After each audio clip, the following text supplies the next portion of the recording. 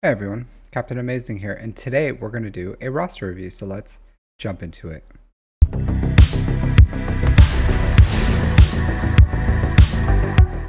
So let's spin the wheel. Who's it going to be? Is it HeresJay? HeresJay? Alright, let's see what HeresJay has to offer. What you got?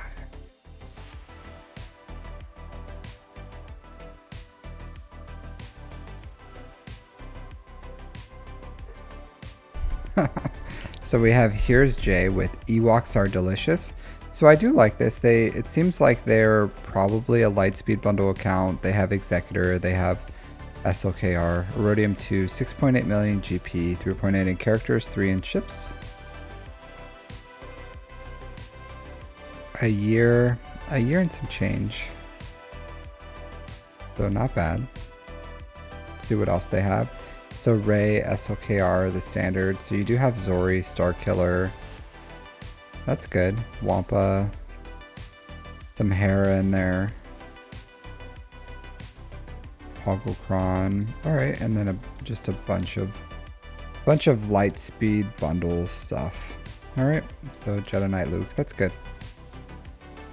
Alright, let's see this. So you have Executor. Negotiator. All right, so you have some work to do on your fleets. Even though you do have Executor, you have Negotiator. Let's look at that car, and you have Malevolence. That Malevolence gear 12. I'm sure it's still okay. Once you start getting into Kyber, you're gonna want something a little better than that. But right now, should be fine. You're getting a good amount from it, depending on your fleets. So we'll look at that. I would like to see a little more on 5s because you can use Ahsoka, but I do like 5s. I think he's a good pilot. It's a good ship. All right, let's look at that Separatist. Okay, so you good. That's good. I like this. So this is a good account. You're getting a good amount of. You're farming your pilotless ships. You have an Executor. You have 3 solid fleets right now. Even though Malevolence is gear 12, still perfectly fine. I would say the First Order fleet, it's honestly not able to do what you need it to do until it's at 7 stars. So once you have this at 7 stars, yeah, these at level 1 is, believe it or not that big of a deal. Very, very rarely. I would say like maybe level 4 or something would be okay. Because very, very rarely, sometimes, like, I have used this ability. If someone like goes into stealth and they have like this much health, then this would be able to kill them. So you may want that. Hey, Kenny, thanks for subscribing to the channel. I'm not streaming right now, but I do appreciate it. You're the best. All right, so I would, once you get that to 7 stars, it's going to be a if you learn the counter, it can be okay for countering Executors if they have the Houndstooth starting. Triple attacker, it's like at least it makes it into a reliable 2-shot. So I still use it in Kyber 2 if I have to, but I do think the Chimera is the better counter for it. But once you have the TIE Interceptor, so if you have the TIE Defender and the TIE Interceptor, then that 100% counters Executors, even triple attackers, really, really reliably. So that would be good for you if you can get that up and running. Otherwise, like, this is good. This is honestly good.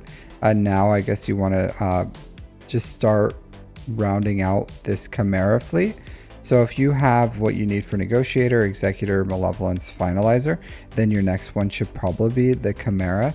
After the Chimera, I'd probably work on the Radis. So you can start collecting your prestige and using it on that Chimera to get up. But good job with your fleets. I do like it. All right, so let's look at what also you do have the Revens. So do you have Malik? I would put this Omicron on Savage. I would get, like, this is a missed opportunity here with Nihilus, Treya, Savage. I would get them gear 12. That would elevate your account. Even gear 12, Savage, Nihilus, Treya is really good. In Kyber 2, I have a gear 12 Treya and Nihilus and a Relic 5 Sauvage, and they're pretty much able to do everything I need. All right, so I hope you're able to beat all the Proving Grounds, because you have pretty much everything you need. You have SOKR, you have Malik, you have TF Thrawn. I'm pretty sure you do. No, you don't. So I'll say this. If you get Thrawn just to Relic 3, you're going to be able to beat every single Proving Ground. So if you Google SOKR Malgus Proving Grounds, I'm sure my video will pop up and you can watch it, and it'll show you how to beat the Malgus Proving Ground. So you're going to want to do that. So get Thrawn to Relic 3, and you're going to be able to beat all those. I'm not sure which ones you're having difficulty with, but the TIE Interceptor and the Malgus Proving Grounds are on there. All the other ones are pretty easy. I do throw Malik in there with SOKR, and I'm able to beat them all. So I have all my Conquest characters. That's how I farm them all. So I would 100% recommend that. All right, let's look at your assault battles. So Padawan Obi-Wan Master Qui-Gon, that would probably be my #1 farming priority for you right now after you finish your getting Thrawn up. So I would get Thrawn up so that you can get access to all those Proving Grounds, because every month that you're waiting, it's a waste. So after that, I would get Padawan Obi-Wan Master Qui-Gon up to Relic 7 at least. Even without Quadme, Queen Amidala, they're still worth it. They're still really good. You can use them in a Jedi team, you can use them in a Galactic Republic team, you can use them in a Qui-Gon team, and a Padme team. They are really good. So they're worth getting. They'll help you with the raid a little bit. It's not as good without Quadme, but they're still good. The assault battle alone will make it worth it. After those, do you have your Imperial Trooper assault battle? No. So I would say you might, but I would still recommend Dark Trooper Relic 5. That'll hold you for forever. You'll be able to beat both the assault battles at Challenge Tier 3. And then Rebels. So you have CLS Rebels.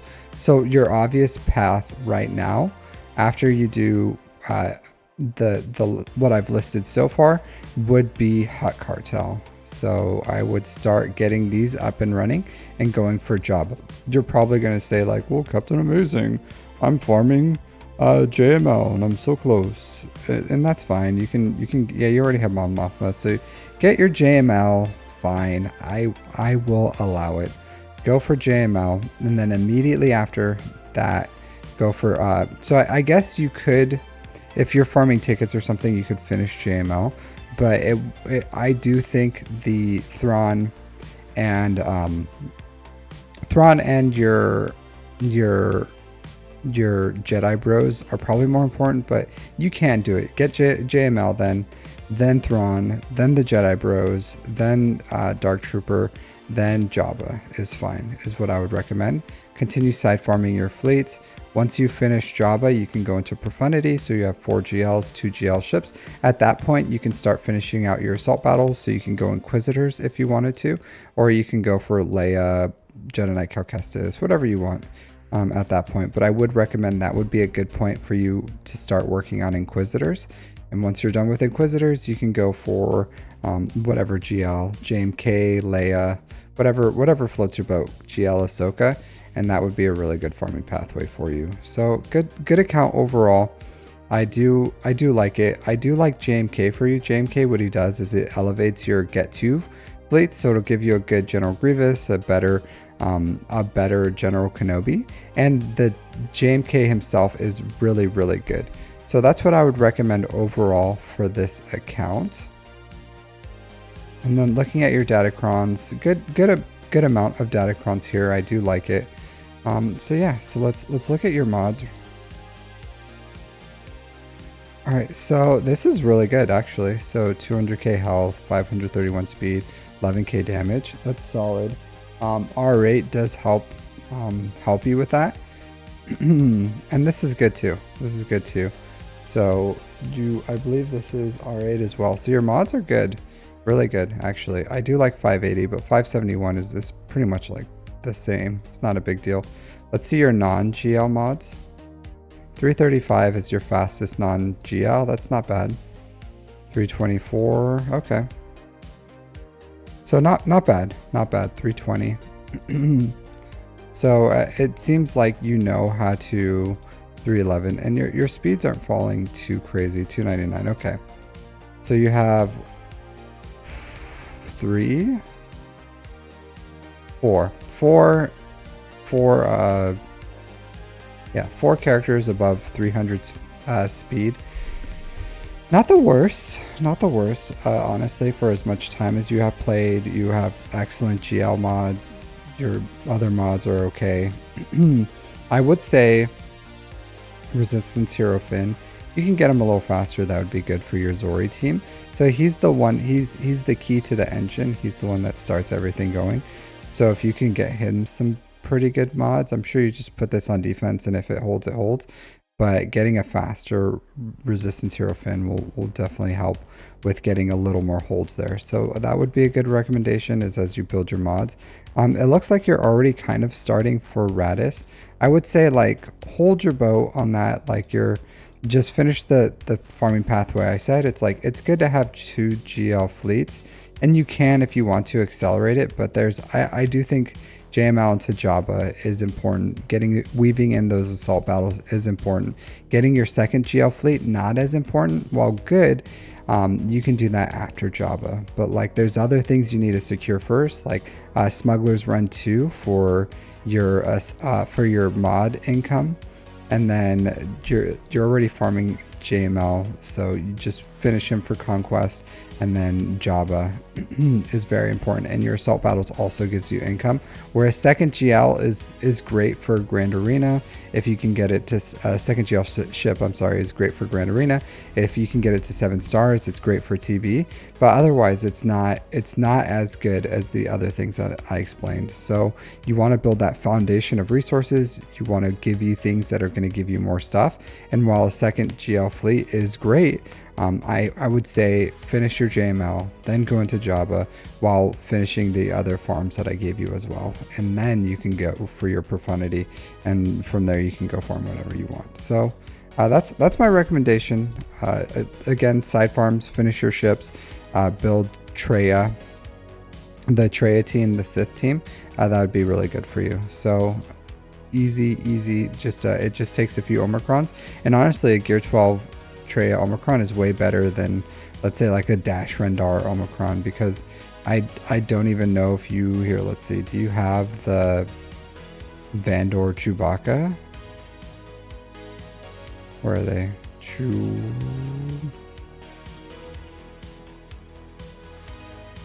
Those scoundrels.